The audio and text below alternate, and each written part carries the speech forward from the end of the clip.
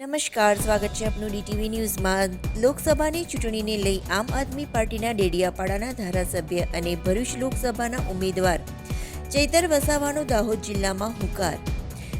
આગામી લોકસભાની ચૂંટણી યોજાવા જઈ રહી છે ત્યારે રાજકીય પક્ષો દ્વારા તૈયારીઓ પણ શરૂ કરી દેવામાં આવી છે। ત્યારે ડેડિયાપાડાના ધારાસભ્ય અને ભરૂચ લોકસભા બેઠકના ભાવિ ઉમેદવાર ચૈતર વસાવાએ દાહોદ જિલ્લાના રૂખડી તેમજ સંજેલી ખાતે જનસભાને સંબોધન કર્યું હતું। આદિવાસી સમાજના લોકપ્રિય ગણાતા નેતાને સાંભળવા માટે જંગી જનમેદની ઉમટી પડી હતી। તો માત્ર ને માત્ર તમારા જેવા ઈમાનદાર કાર્યકરો મારી સાથે છે એટલે હું લડું છું।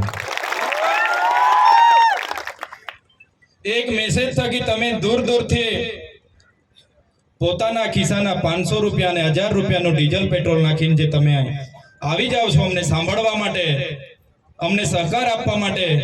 આજ અમારી તાકાત છે જેના થકી અમે આ ભાજપ સરકારના મંત્રીઓ અને મુખ્યમંત્રીઓ સામે આંખમાં આંખ મિલાવીને સડકથી લઈને સદન સુધી અમે લડીએ છીએ। તમે જોયું છે ગુજરાતમાં 156 ધારાસભ્ય આવ્યા પછી પણ લોકો સાથે એમને તમે ક્યારેય સ્વીકાર્યા જોયા નહીં હશે।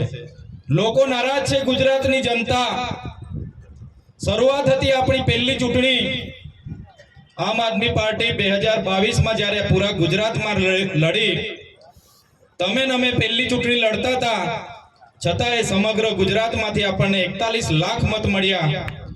ટ્રાઇબલ વિસ્તારમાંથી આપણને એવરેજ 25% મત મળ્યા અને સમગ્ર ગુજરાતમાંથી આપણને એવરેજ 13% મત મળ્યા। આ આપણા માટે બહુ મોટી ક્રાંતિની શરૂઆત છે। અભિનંદન આપું છું એ ડેડિયાપાડા જનતાને।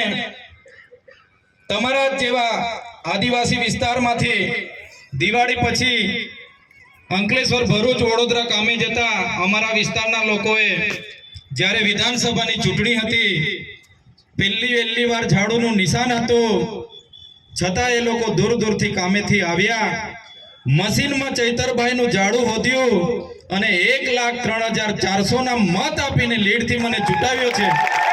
આજે તમારી વચ્ચે છું એ અભિનંદન આપું છું એ જનતાને પણ।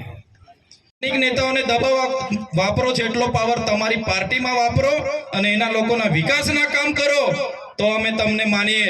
એટલો જ પાવર તમારી પાર્ટીમાં કેમ તમારો નથી ચાલતો? એટલે મિત્રો જાગી જવાની જરૂર છે।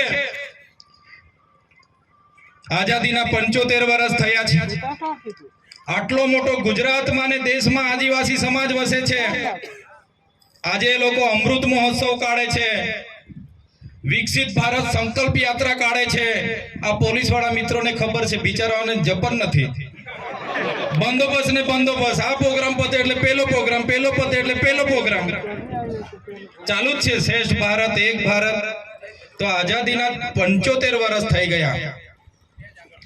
આટલું મોટું બજેટ અમારું આવે છે। આજે પણ અમારા લોકોને તમે નલ સે જલની વાત કરે છે, આજે ગામે ગામે ફરે છે, અમારે નલ સે જલ, નલ સે જલ। નલમાંથી પાણી આવે છે ભાઈ? નલ તો આવી ગયા છે પણ હવા આવે છે, પાણી આવતું નથી। આ એમના ધંધા છે। મોદી સાહેબે કીધું તો આજે તમે અહીંથી નીકળો, એસટી હોતો તો એસટી ની સામે બી મોદી સાહેબનો ફોટો મળશે, એસટી માં બી મોદી સાહેબનો ફોટો મળશે, કોઈ ઘરે જશો તો બી ડાયરી મળશે। આખા ગામમાં મોદી સાહેબના બેનરો લાગેલા હશે।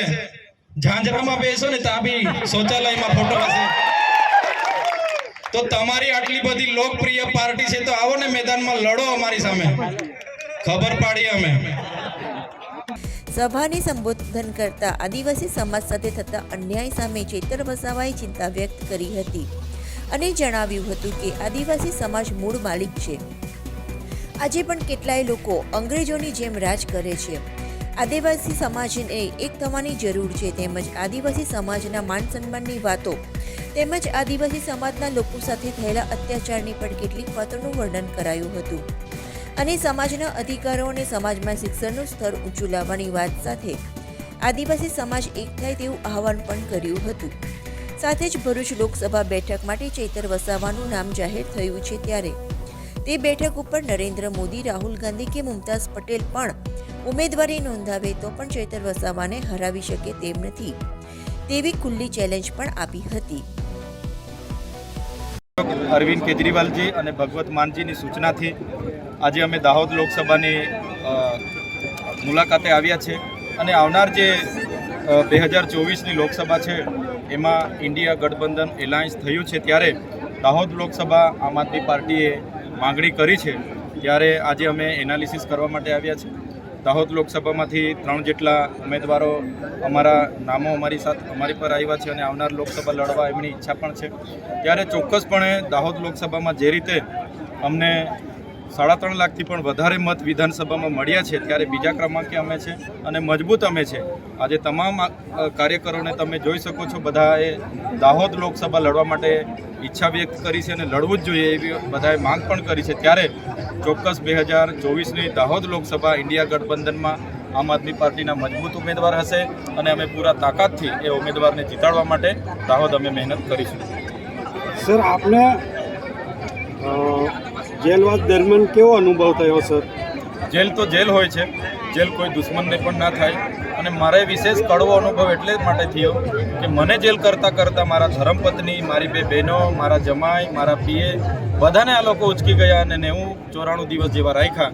એટલે સરકારે ચૂંટણી જ લડવાની હોય તો મેદાનમાં લોકશાહી છે, બધા સામસામે લડીએ, પણ આવી ખોટા ષડયંત્રો, ખોટી વાર્તાને આધારે જ્યારે સજા કરવામાં આવે છે ત્યારે ખરેખર દુઃખ થાય છે અને લોકતંત્રનું હનન થતું હોય એવું અમને લાગી રહ્યું છે.